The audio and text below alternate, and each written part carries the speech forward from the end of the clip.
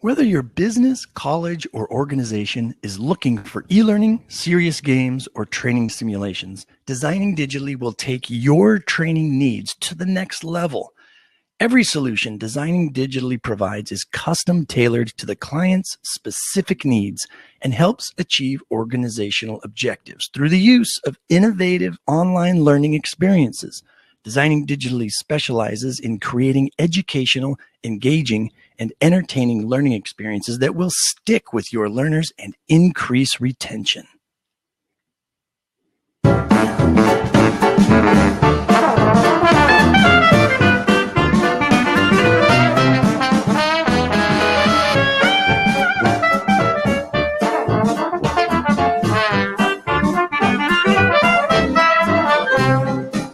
Good morning, everybody. Welcome to TLD Cast.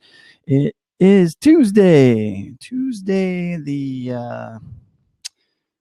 18th of December. That means Christmas is right around the corner. Thank you, Craig, for dropping that in there. Did you sense a bit of a pause? I've been a little disconnected the last few episodes, and I missed a pretty fantastic Video Friday. Special thanks to Craig and Sam and Mr. Kissinger for hanging out and doing the hard work of Video Friday. Thanks, guys, for filling in while I was away. And thank you so much to Katie Stroud and Toddy Norum for doing yesterday while I was on the road on my way home from Iowa. So tons of fun. I'm sure you all had a great time and you all supported them all famously. I appreciate all of you guys. This is a community. We are the training, learning, and development community. And so we are all here for each other, helping everybody get better at the work of training, learning, and development, whatever that work may be in your world, whether you are doing voiceovers for e-learning, or maybe you're a learning designer, e-learning developer, learning officer, or perhaps a training manager.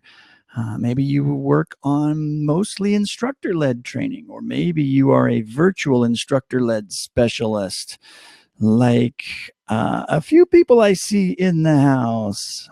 It doesn't matter what you're doing in training, learning, and development. If you're helping everybody get better at the work that they do, then you're doing the work that we do. And that's why we're here to help you all get better at it.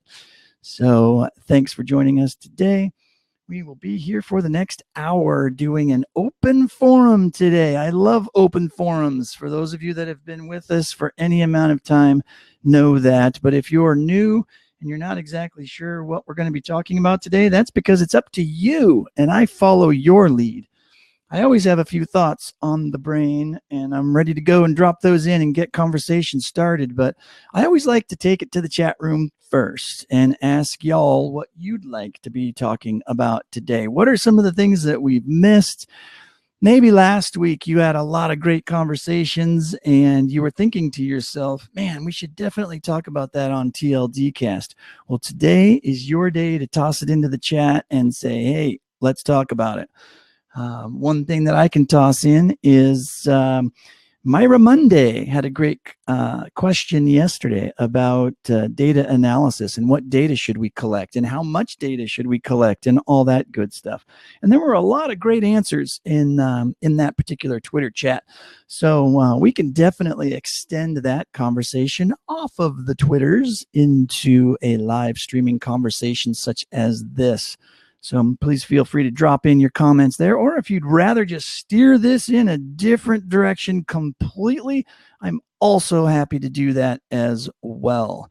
So while I'm getting our good friend and fill-in co-host at times, Mr. Craig Siebert, into the video hot seat, I'll also tell you about TLDC 19. You guys can't possibly be tired of hearing about it because I am just super excited, as I always am, when this event comes up. January 28th and 29th, we're going to be in Phoenix, Arizona, and I'm super happy to have you all in my hometown for this spectacular event. We're going to have a great time.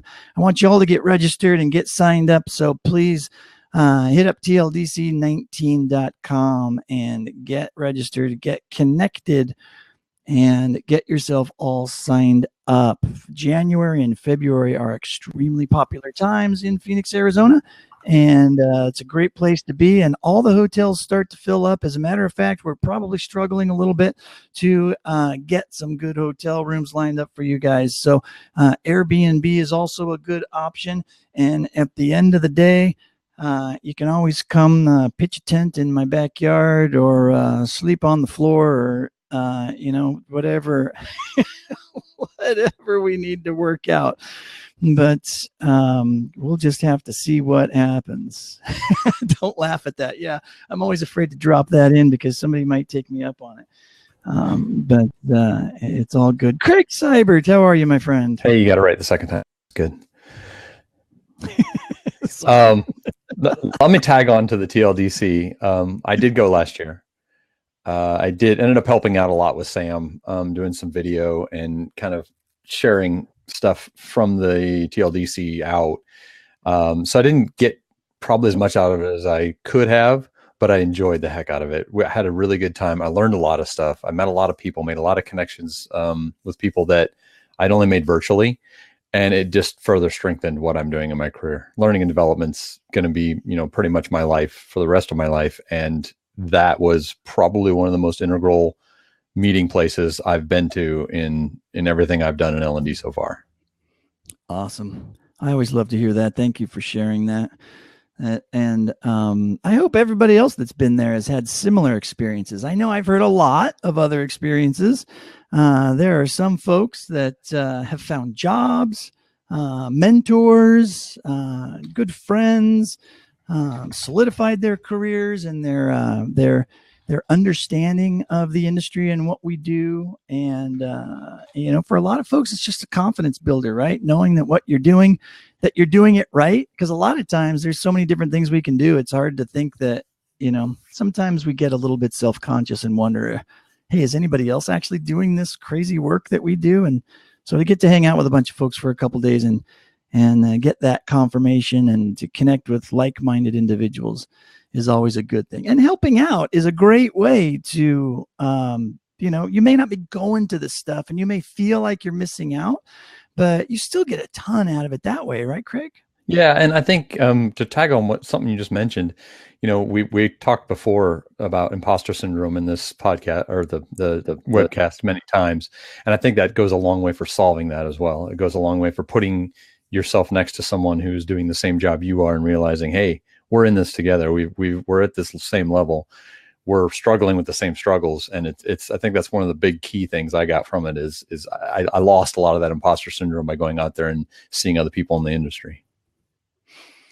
Yeah. And we do talk about that a lot, and it's valid. And I think there's a lot of, especially the newbies, the folks that are brand new to the industry start to feel maybe just a little bit insecure about what their thoughts are of what good training might be, or are their PowerPoints as good as they can be? Or, I need to get better at sketching. Oh my gosh, I heard this guy on TLDcast talk about drawing and using pens and I can't draw. And then we have to help you discover that, in fact, yes, you can draw and it is a valuable skill to have. So it's little things like that I think, just pop up from time to time in places like this as well. But when you're face to face with folks, it does tend to solidify things a little bit more, right? That human experience just can't beat it. Yeah, agreed. 100%. So I had some great comments on Myra Monday yesterday. So let's just jump into that. And well, I think it depends on who you ask, because it was mixed emotions with my response. Interestingly enough, Simon Blair just posted a few minutes ago and kind of summed up what I was trying to say. And I'll pull back and get that into the big picture. The last position I came from was setting up an LMS system for a company who had never had anything, never had a training department, never had an LMS, basically they sat people down with other people and that's how they trained them. There was pieces of paper handed to people. And in going through that process, one of the steps we were going to eventually get to was reporting and how we were going to pull that data and what that data was going to mean to the company. And laying that out initially is certainly better when you're starting from scratch. When you go into a system where there's already an LMS set up or a learning, team set up, and trying to retrofit that is difficult. Right. And I think that's kind of where I was coming from with my answer is, and again, Simon kind of summed up what I was trying to say, is that there's no reason not to take all the data if you can. There's no reason not to suck everything you can out of the LMS, or, whatever if you're doing surveys, if you're doing, in classroom surveys, paper surveys, there's no reason to, if it's not difficult to do, to pull all that information that you possibly can, put it into one area, either a spreadsheet or a database, and then let the departments that need that disseminate what they want from that information. Yep.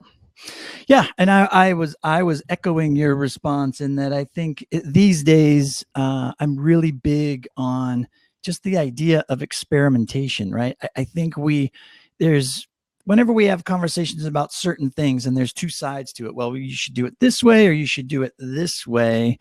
Instead of having the battle between the two options, it's so cheap for us to do digital experimentation these days.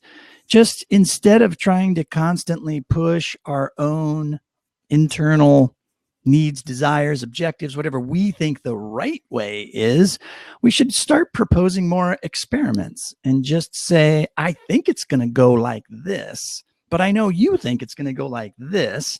Let's create an experiment and let's test it and let's see which way it goes. Yeah, and I think that Myra's question was also more, I think she was more directing it towards us as the training department, or us as the trainers or the content creators. What do we need? And I understand that was probably the direction of the question, but again, I still think that there's so many new tools out there and so many great ways of pulling information, and new LMSs are set up to pull that information as a huge dump if you want it. That, okay, so yes, we have all that information. What do we specifically need in the L&D department? What ratings do we need to base our information off of? When we create new training, when we're going forward and figure out what we need to do to make this company better or this contract better, then what items do we need? And I think that's probably the discussion that should have been had. But again, I don't know what the marketing department needs. I don't know what the sales department needs. The marketing department could be taking, the look and feel of the training that I created and see how that appeals to the people in the company. Maybe they might take that look, transfer that over to their marketing campaign and use that. So they might want to, they might want to know if the people thought it was cute. I mean, I don't know what they need. So if there's a way of measuring something in training or whatever's created in the LMS, I don't see why you shouldn't just pull it all and then, use what you need. Yeah. And I think to your point, though, to kind of pull together multiple different conversations that we have in our industry, even if her question was targeted on what do we need in the L&D world or in the training department, if you take that conversation and just kind of hold it in a bucket for a second and go to all the other conversations that we've had over the last 5 years, a lot of those conversations are around, we as an L&D department need to get more connected to the business. We need to get more business data. We need to be more important to the business. We need to show them our value. So in essence, even if her question was about specifically what do we need as L&D, all the answers are still valid, because as L&D departments, if we want to move into that next generation of being performance analysts and being valuable to the business, we need to know all of that business data, or as much as we can possibly have our hands on realistically, and bringing all that data in and then either sharing it with them. And we may not use it directly, but it is part of what we do to offer value. If we have a way to connect data that nobody else is collecting and painting a picture around it and building a story and being able to tell people something about what's going on, that's valuable. And so we should absolutely take advantage of it. Yeah. And that could end up being almost a new position to create, is taking data from training and see how that applies to the company. I mean, we've kind of been doing that anyways, but it's been more handed down than it's been handed up from us. So, well, you know what? It's funny you mentioned that, because I have been hearing from training managers and chief learning officers Several of them. I think it might even be somebody might even be in the chat today that can confirm this. But there is somebody in our community. I wish I could remember. I can't remember who I was chatting with this about, but she was saying she just got approval to hire her first data analyst in the training team, in the L&D department.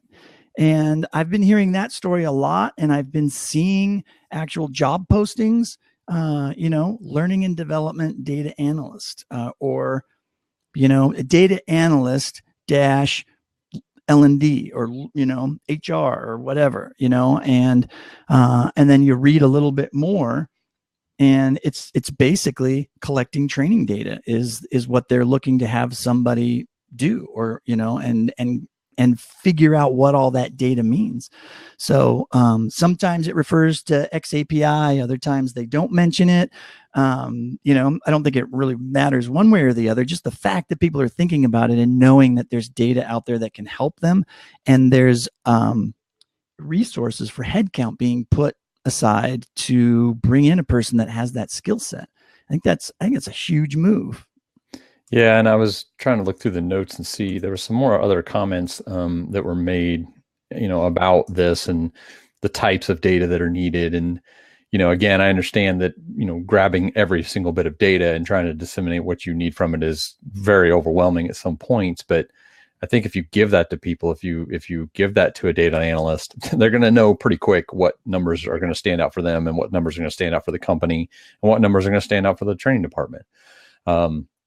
But again, like you said, it's knowing the company. It's knowing what departments need what. It's knowing what departments need to see, the number of people in seats, and what departments need to see the number of, or the rating that someone gets after they've taken this course, if it goes up. They're the experts on that. Us as learning development people, we know, if training sticks. We know how to collect that data for us. But there's so much data out there. There's so many things you can capture in so many different areas when you were talking about training and learning development. Yeah, but like I said, I think we do ourselves a disservice when we think we know the answer, right? When we think we know, we definitely need this. Oh no, we don't need that. We don't need that. Well, why not? A lot of times collecting data is just a matter of like flicking the proverbial digital switch and just letting that opening up that gate of data in and collecting it. And then when you decide, you know what, it's too much data, we got to get rid of some of it, then go through and analyze everything that you've got and figure out, let's turn off that fire hose. Let's turn off that fire hose. Let's turn off that fire hose. Wait a few weeks, or after a big implementation or something, and then see what kind of new fresh data comes in. I mean, it all stems back to, I think, my sensitivity to instructional designers needing this desperate inner need to get it right the first time. And we were always taught that in graduate school, and we were taught that in the ADDIE model, and all of these things that we would learn how to do. And that was to nail it, get it right the first time, build the perfect training solution, and then release it, move on to the next thing. And then it just sort of exists on its own, and somebody else manages it and maintains it. And I just don't think that is the way of the future anymore. We think we know stuff, but we don't. No, it's not. And the last position I had was a really good model for that, because I was allowed to do that. I was allowed to go sit with each department and talk to each department and find out what they needed from us. And in turn, what I could show them was happening when they asked for this. If they asked for this and I created this, what's it going to change in their department? What kind of change do they need for their numbers, for their people, for, what they're pushing out? And I was lucky in that. I was lucky in being the only person to do that. I was also lucky that they gave me the time and input to do that. That when they asked me my opinion on it, they took my opinion and said, oh yeah, this is exactly what we need to move. There are two notes in the comment that I want to, or in the text I want to talk about. Marco's definitely, if you've got somebody that's willing to go back and forth and talk with all the other departments and come back and understand, the relationship between learning and the company, that's great. It's great to have somebody that can do both. I was doing both in that one position and still running the LMS as well. So it was kind of difficult for me to make headway with it. But if you've got somebody dedicated to it, that's amazing. the other note there that Chris posted was machine learning. So I think we've already had this conversation once or twice in this room as well, that it's, I don't know. I think machine learning gives us a really big insight to a lot of things that are based off of numbers. And this is just my opinion on looking from the outside in, because I haven't used it enough to know, but it feels like it's taking numbers and giving us the averages and looking at where the trends are. Sometimes it just doesn't work when you're dealing with training people. And that's where I'm cautious of it. Is some data can be disseminated that way. Some data can be pulled through machine learning. Some data can be, they can tell us exactly where we need to go with a certain point. But when you're talking about actually training people and people in seats and people with different attitudes and people with different outlooks on their job, it's hard to put a lot of faith in machine learning in some areas of L&D. Personally, that's the way I feel.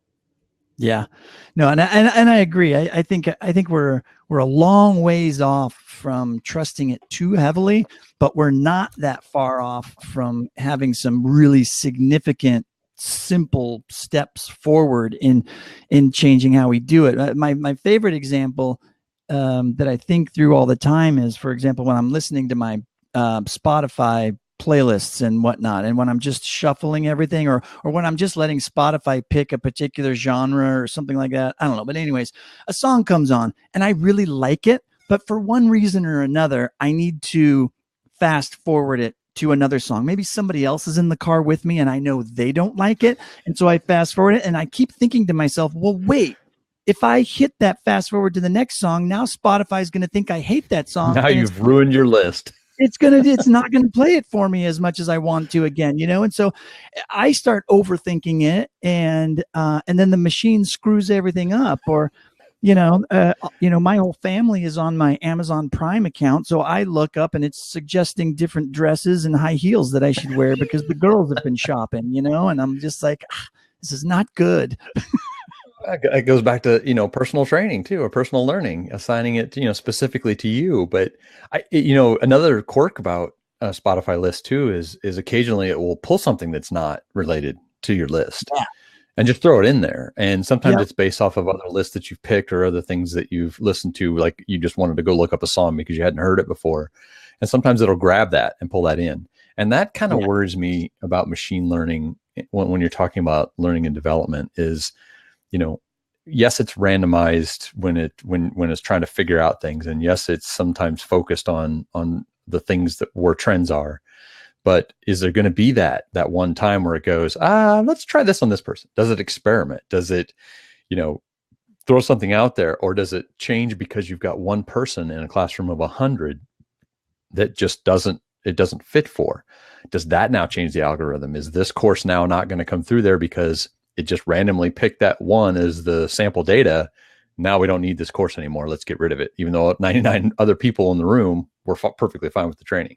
So that's where my worries come with machine learning is, again, you can't put attitudes and feelings into machine learning. Yes, you can look at numbers, you can look at output numbers, but it's hard to get that attitude and feeling into it.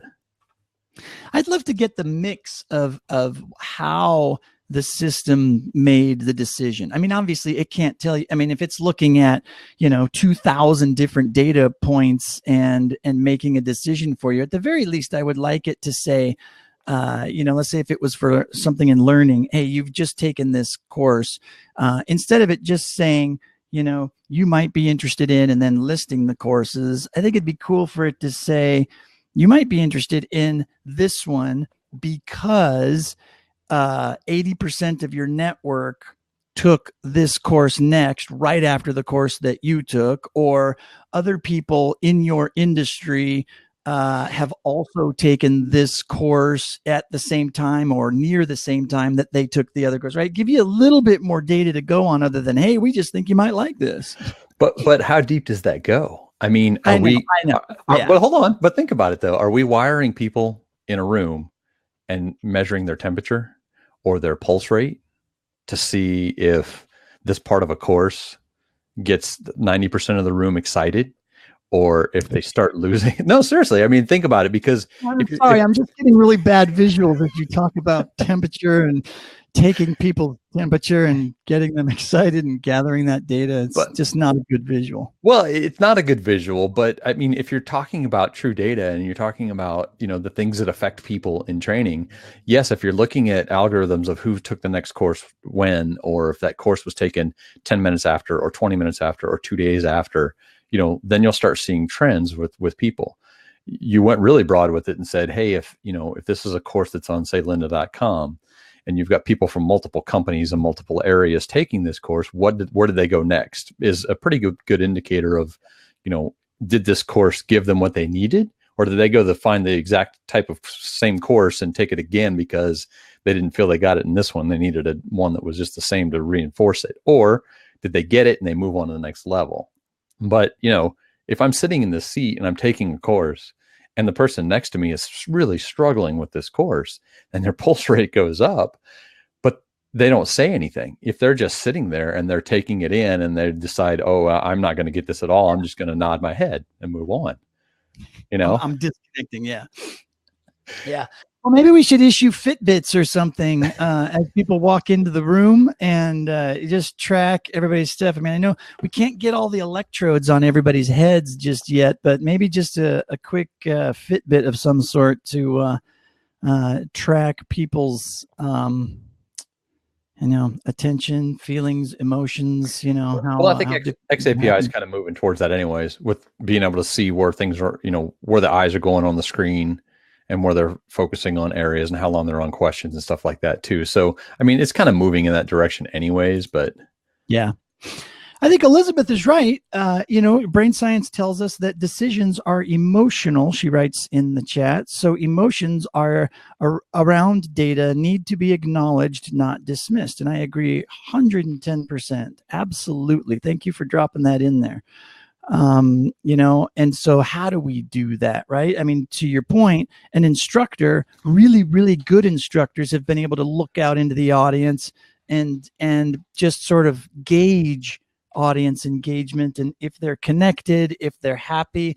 If you say something and you scan the audience and you see a whole bunch of people getting a really bad look on their face, you kind of know, hey, I need to dial it back, right, or I need to clarify, or you see people nodding their head and smiling, going, oh yeah, then you kind of know you're on the right track and you can adjust that way. But you can't do that with e-learning. You can't do that with distance learning. You can't do that with virtual learning. And Q just brought up a really good point. He went to bad required courses, and he was see how easy it was to pass without paying attention to the content.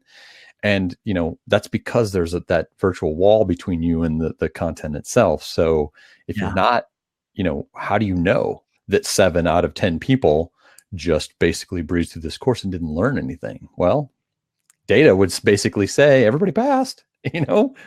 This course is great. Everybody passed. Everybody got 100. Everybody's happy. But 7 out of 10 of those people just basically went to the questions because they're so easy and answer all those questions. And partly that's on us. Partly that's on the learning and development team to make sure that they're creating something that has knowledge checks and challenges you. But he's got a good point. I mean, how deep do we go with the data? Right. And and a great tactical follow-up question from Elizabeth. And I'm going to go ahead and read the question. But then before we start to answer it, I'm going to take a break and then we'll come back. So I manage you. You don't have to take a break. No, I'm just kidding. No, since you're in, I'm the producer today. So I say when you get to take a break. Okay. Anyways, here's the question she asked, which is great because I think we should kind of get tactical and see if we can come up with some answers for some folks. So she says, any good ideas about measuring impact of soft skills? We're a nonprofit driven by relationships that is still dependent on numbers. And I want everybody to hold that thought for a second, or just drop it into the chat and start answering if you want to, while I take a quick 2-minute break and talk to you all about a couple things that we always need to talk about. And one, of course, is the amazing event coming up. But the other one is our sponsor for this week, and they are Designing Digitally. Whether your business, college, or organization is looking for e-learning, serious games, or training simulations, Designing Digitally will take your training needs to the next level. Every solution Designing Digitally provides is custom tailored to the client's specific needs and helps achieve organizational objectives through the use of innovative online learning experiences. Designing Digitally specializes in creating educational, engaging, and entertaining learning experiences that will stick with your learners and increase retention. And let me also just add that we love the folks at Designing Digitally. It's such a great group of people, and they work so hard and come up with such fantastic solutions. If you haven't met the folks of Designing Digitally, you're in luck, because tomorrow's guest on TLDcast is Andrew Hughes, and he is always a boatload of fun, and he's got killer examples of some of the work that he's done. And so if you're looking to get a supercharge of creativity and wondering what's possible in game design, simulation design, serious games, mobile learning, all that kind of stuff, tomorrow will be the day for you. So I'm really looking forward to getting reconnected with Andrew. I feel like I haven't talked to him in a long time. So it's going to be a good show definitely to show up to. So I'm looking forward to that. Thanks everybody for being here today as well. Thank you for joining us on TLDcast. And I see a few folks that have joined us today that don't have their face in their profile, which makes me believe that they are new to TLDcast. So if anybody sees somebody that you don't recognize as a regular, please reach out to them and just say hello. And I will just do it right now and just say hello to those of you that might be new, or maybe this is just your second or third time and you haven't quite gotten to your profile to add a picture yet. It's always fun to see who's in the chat. So if you guys want to jump in and do that, that would be fun. Alex, thank you. Hello to you. Great to hang out and to see you today. And you're not new. Yes, I know I recognize the name. So get in there and change that profile. Maybe we should have a tutorial on it or something. Oh, was that in English? Hello, Marco. All right, cool. I'm normally not too good at my accents. So I think I channel my inner Julia Childs when I say it long like that. So all right, Craig, we're back. Actually back, you didn't talk about Slack channel at all. I know, but it's a commercial day, so I'm just going to keep it short and do a commercial. Gotcha. Okay. It's an excellent conversation. Okay. If we had no sponsor, I'd jump in and talk more about us, but we got important things to talk about. We need to answer that question that was posed earlier by Elizabeth, and she wants to know about soft skills, measuring the impact. When we're talking about data analysis and tracking soft skills, who's got some tips and tricks of how we can do that? Have you ever done that? Tracking, no. I know it was a big deal with the last place I was in.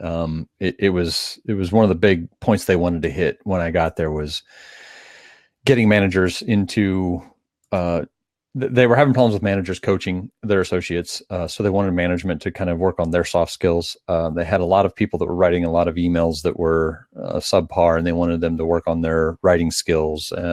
Excel was a big program they used there on a regular basis. They needed help with that as well.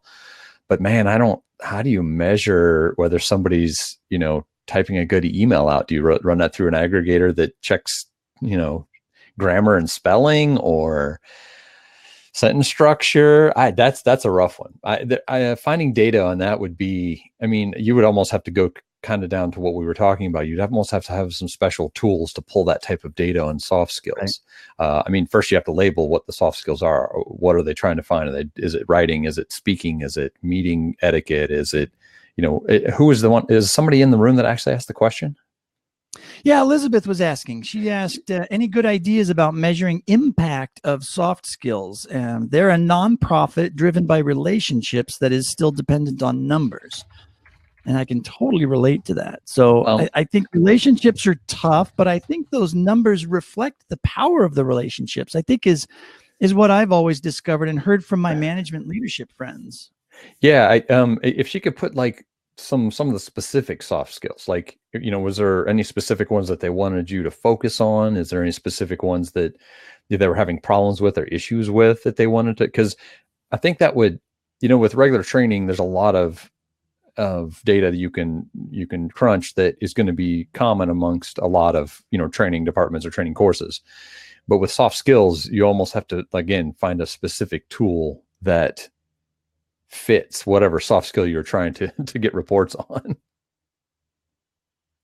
Yeah. And I think, it's also a much longer term play. I think that whenever you're talking about soft skills, I think we need to just get over the idea that training is going to be able to fix it, or that it, like getting a lynda.com course on effective communications, somebody's going to take that or go through it and all of a sudden be done. I love the idea of mentoring, coaching, cohorts of managers getting together and on a regular basis, having that sort of a long-term sort of a collaborative approach to learning and improving and changing your behaviors, and talking with your peers, and, changing how you do things. But I think all of the soft skills that we have and that we do are reflected in some sort of numbers, even if it's relationships, and there's ways.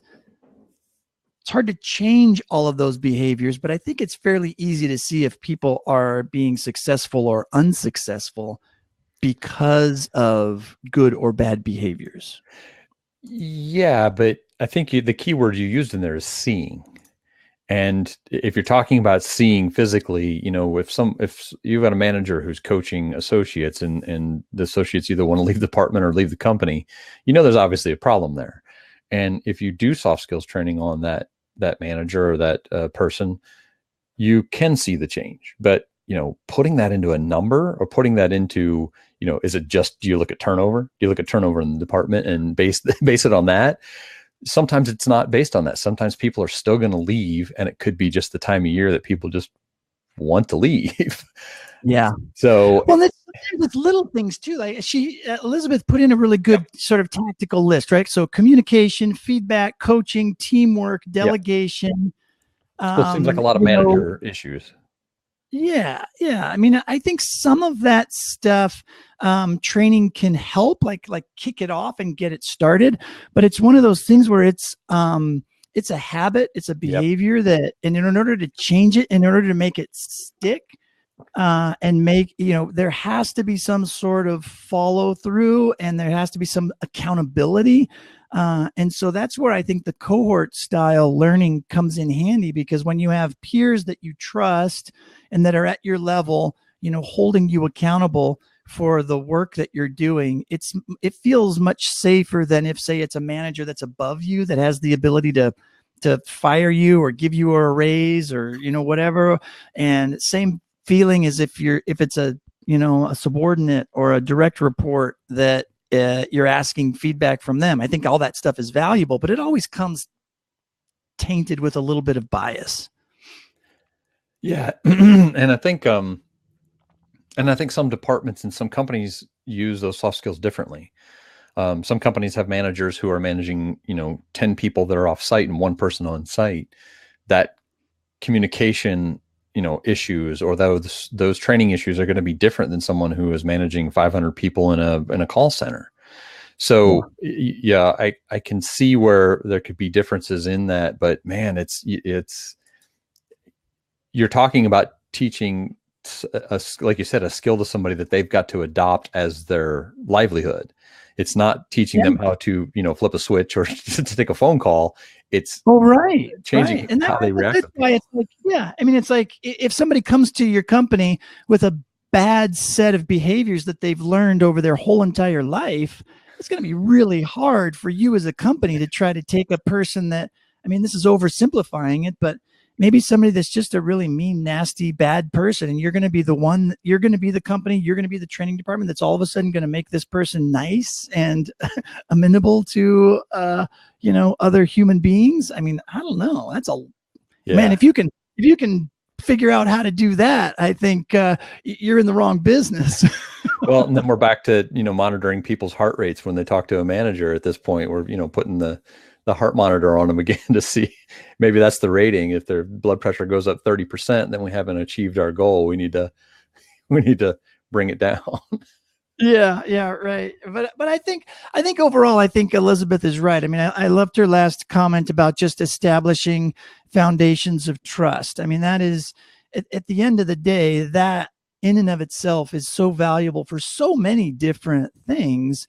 And so, I mean, but what does that look like? Like how do you take somebody that, for example, throughout their whole entire life, have found it hard to trust anybody for whatever reason? How do you help them understand how to build up a level of trust with other people if it's just, not part of their makeup or, whatever? I mean, I don't know. I'm probably using a really bad analogy or a bad story, but circle that back around to where we started the conversation. Great. You know how to do it. How are we measuring that? How are we measuring something where we're changing somebody who's had a lifetime of not trusting people? Are we going to be able to measure that? Or, hey, can we measure this? Okay, now does it affect the next person the same way? Or is it totally personalized? Well, here's another one that is interesting. So we've had some chats in the Slack group, and I don't know, those of you that might be new or relatively new, if you're not connected to us on TLD Chat, which is our Slack group, there's some great conversations that are happening over there. And somebody mentioned having to do a video interview and using software and doing that video interview. And I recently went through that process as well. And I kept thinking to myself, I wonder how much of this software isn't really listening to what I'm saying. It's analyzing my facial expressions and my eyes and my, the dilation your of my pressure and your temperature. Yeah. Is it checking to see if I'm BSing them, or, the posture that you use sitting in front of that video camera, how much of the nonverbal stuff is that video software figuring out, and how much of that is the company going to use to decide whether or not they want you for the contract or the hire you or whatever, it is you're going through that process for. So, I know it's possible. I know that technology is out there. So it just, I don't know. It's weird. Not shifting gears too far, but somebody did actually have a question earlier about e-learning MOOCs, and Marco jumped in with a link to someone who's kind of good at it. But what do you know about it? What have your experience been with that?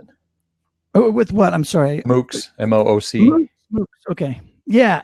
My experience has been, I'm one of those people, the 90% of the people that sign up for the MOOC that drop out. I'm that guy. You're skewing the data. Yeah. I add to the bad data of MOOCs and why they fail. But I don't know. For me, it's like,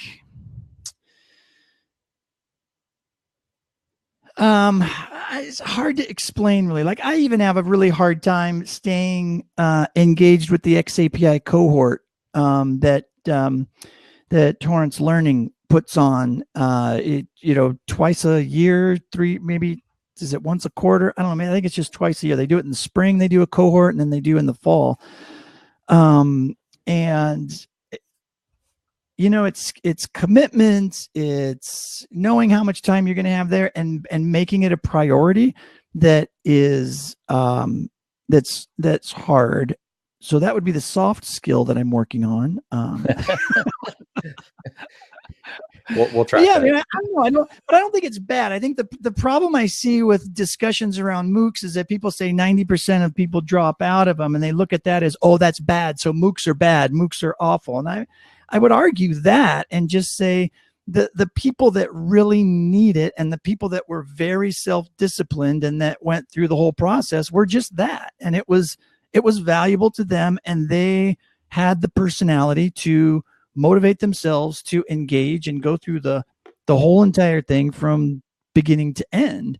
Doesn't necessarily, I think, reflect too much on the content. Yes, I know a lot of MOOCs out there probably are. The could be better designed and the content and blah, blah, blah, all that kind of stuff. But I think to a certain extent, since a lot of them are open and free, it leaves it, you're going to have a gap in who sticks around and who doesn't, because when signing up for anything is free, it's much easier to back out and at the last minute say, oh yeah, I can't do that. I got this other thing that's more pressing and I can't go. And it depends on the content. It gets into a conversation about how much things cost and marketing and pricing something and using that to influence behavior. And that's a whole nother conversation we can save for another time. Well, I'm just going to close my door real quick. Hold on. Sure. And that kind of ties into what you said, Marco, about that is the drop-in rate. And again, with it being free and open, it kind of, what do you lose in signing up? You don't lose anything in signing up. You don't lose anything when signing out either. So I don't know if that's a good marker either, but I think it is a great point to talk about as to whether the drop-in rate is more important than the drop-out rate. If there was a price on them, would it make a difference? Maybe. Possibly. I know that, like, for example, Seth Godin's MOOC that he does, he charges a lot of money for it. And he does that for a reason. He's a very, very, very smart marketing guy. And he knows that there's a lot of value in it for one, and you have to place, put your money where your mouth is, so to speak. That phrase came up for a reason, and people say it for a reason. And if you feel like something is legit and you feel like you're offering value, maybe you do need to charge more for it. But I don't know. Yeah, that's a whole nother thing. But his MOOCs always fill up and people always say they're great. But I think one of the things that's fun about his MOOC as well is that he forces them to do projects and forces them to work together, and they're working towards things. And so they're not just sitting passively and listening to an hour-long lecture and then, going through it. There's actual work that they all have to do and pitch in to do together as teams. It's less talking and more doing. So. Yeah, I just thought it was worth bringing up. It was a question in the chat, that was brought up. They were actually asking for, I don't know how to do something small from scratch. I don't know if you can do a MOOC as a small thing. I mean, I know we talked about, kind of. Well, the M does stand for massive. I know. So it need to be massively small. I mean, but at that point, could you create something like that for a smaller group or smaller entity? Would it be just social learning, or would it just be, something where you could place, or gather a group on Hangouts or something and do it like that? Oh, Marco.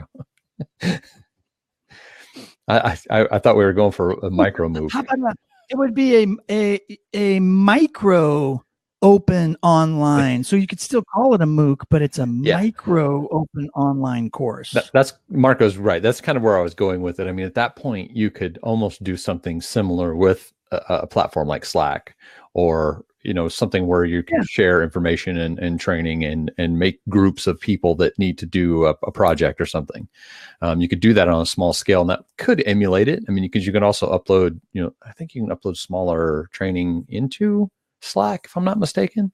I mean, it would, wouldn't be very interactive based or anything like that, but at least it would be something. Yeah, well, there's lots of plugins, lots of API connections you can make with Slack, and lots of different types of content you can push into it. So, but there are other tools that could do the same thing too. I think if we take the technology out of it for a second and just think, for me, it's always, and I see this on Twitter a lot too.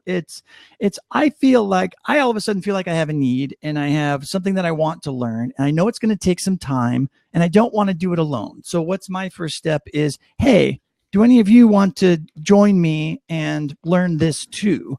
Right. And if you can if you get a handful of people and they're all really interested and they're all as motivated as I am to learn it, then you put together a Slack group or a Google group, or then you start looking at the tools and say, hey, how can we stay connected and how can we best learn this together, and kind of define, your own path. Sounds like you're bleeding into a cohort. right? Yeah, you just build my own cohort. I mean, that's really what we're all moving towards at a certain point, right? I mean, it's been formalized, and throughout history, if you get a major, right? You go to a college, you go to a university, and they say you've got to select a particular major because they want to cluster you in a cohort of other people that want to take the same classes as you, and in theory become the same type of professional as you. And so they put you together that way, and we've been doing it that way forever. So it's just a movement now we have tools for us to be able to create our own, right? We can create our own university if we want to, our own cohort of learning around a particular topic. And I think people are already doing it. I mean, maybe not, obviously not to the level of a university, but I know there's people that like to hack DIY type stuff, and they get a group of people and they discover each other online and they become friends, kind of like what we do here, And that's how I got my podcast working. I basically partnered up with somebody who had done it before. Couple people who had done it before, got all the information I needed from them and worked with them, and they kind of gave me input as well. And it's a lot smaller scale, but yeah, same idea. I mean, what we're doing here at TLDC is the same thing. You're pulling people in that have the same ideas and putting them together and working on things. And I think that sometimes I don't think we get enough of that in our little world of people saying, hey, I've got this project I'm working on, help. I know Slack, we set up our Slack for that, but I would love to see more of that. Like, this is my actual project I'm working on. What can you guys do for me? Yeah. And that's been one of the goals, without a doubt, one of the goals that we've wanted to do. And it was really fun to hear yesterday. So while I was driving, I actually did get a chance to sign into the Crowdcast. We happened to be going through New Mexico at the time, and there actually was bandwidth. Normally that's the dead zone. But anyways, when Katie was talking about the video project that she picked up, and that she reached out to a bunch of folks and sort of spread the love and said, here, I've got to crank out, what did she say? 40 videos, 45 videos, something like that, before the end of the year or in a month or, whatnot. And so she reached out to her community and the people that she knows and asked who wants to join, who wants to help out with the project. And that is absolutely something that we've been wanting to do inside of TLDC. I actually already have a name for it too, but I just haven't quite pulled the trigger on it. Is it Mook? That's not Mook, no. No. But we should be able to come together and, I forget which book it was that Seth wrote, but he talked a lot about, or maybe it wasn't Seth, maybe it was Tom Peters or one of the other sort of informal working gurus. It's like, pull the, it's the gig economy, right? You pull a bunch of people together to do a project, and then when the project is over, you disband and you join another tribe for another project. And then until that project is done, and it's all self-selected, and everybody is there for a reason. Everybody is there. They know what their role is. They get the work done. They bug in and they bug out. And that's where the world of work is changing. And so, that's exactly what we want TLDC to be for anybody that wants it to be that, really.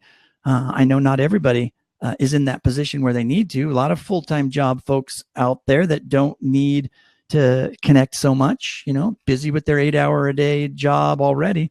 And they just want to learn and use TLDC for professional development. And that's great. That's exactly why we're here. But I'd also like to have it be a place where we can make that gig economy work for our industry, for those people that want to do that.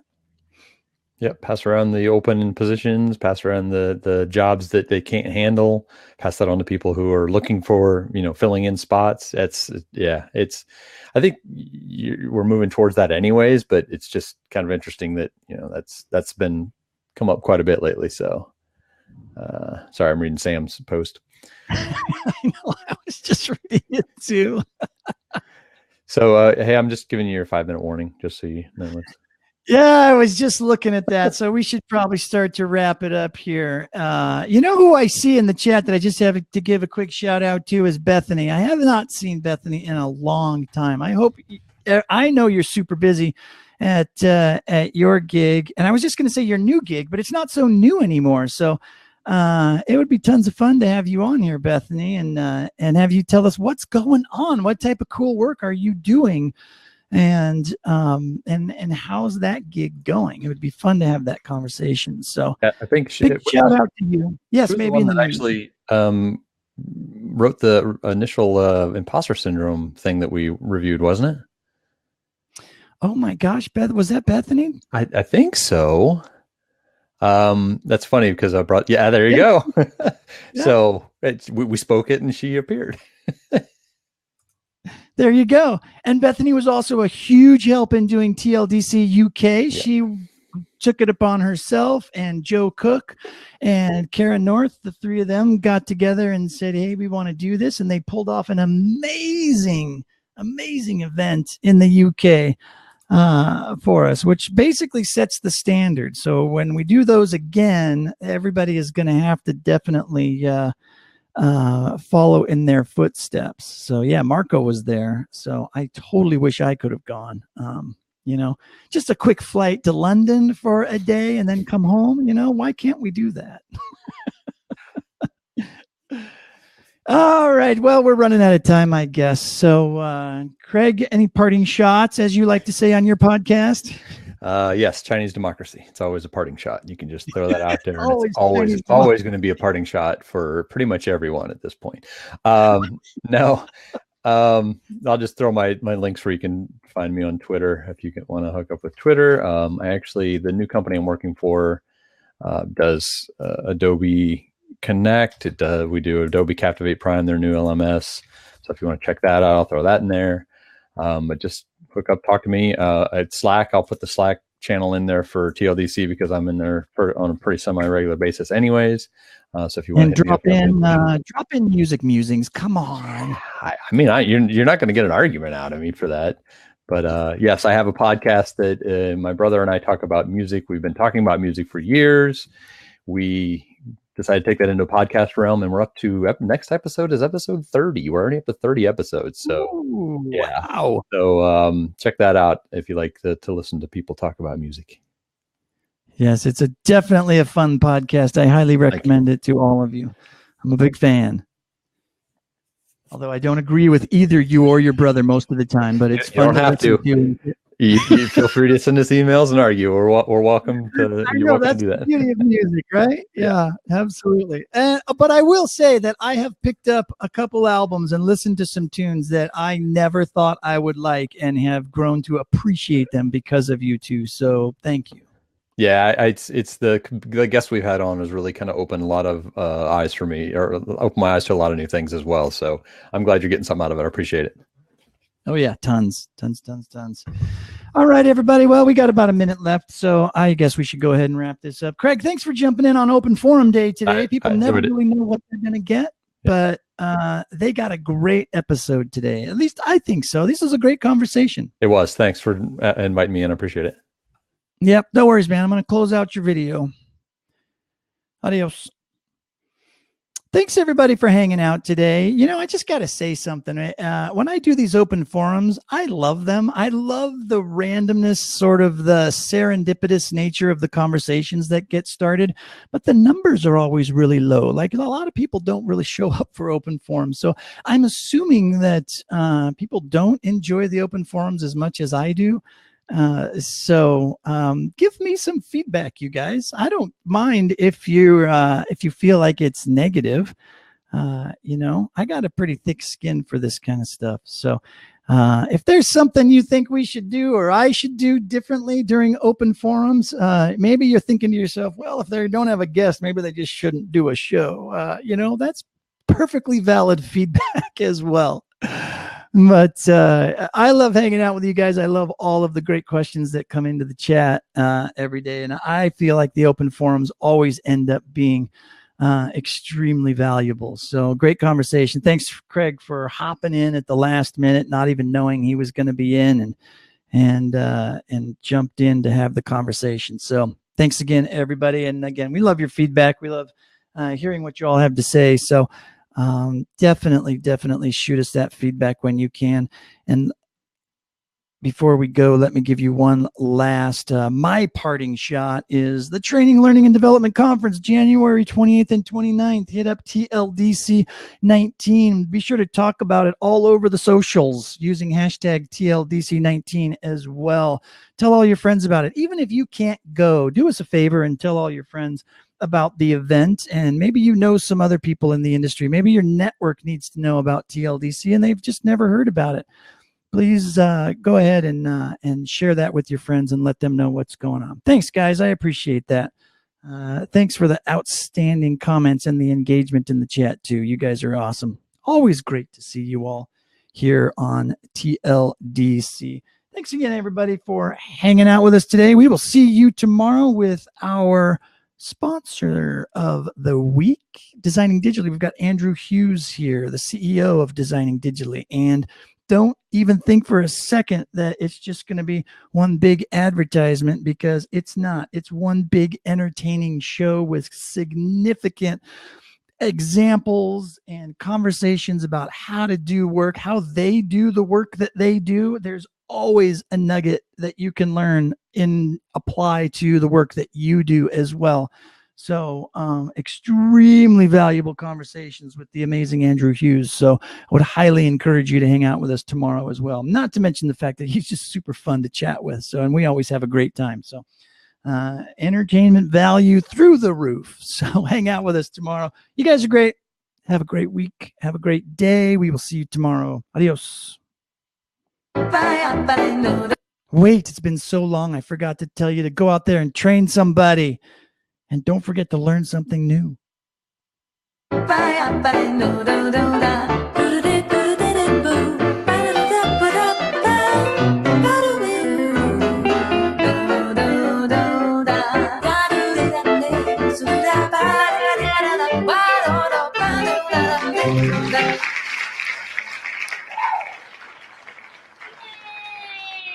Aha!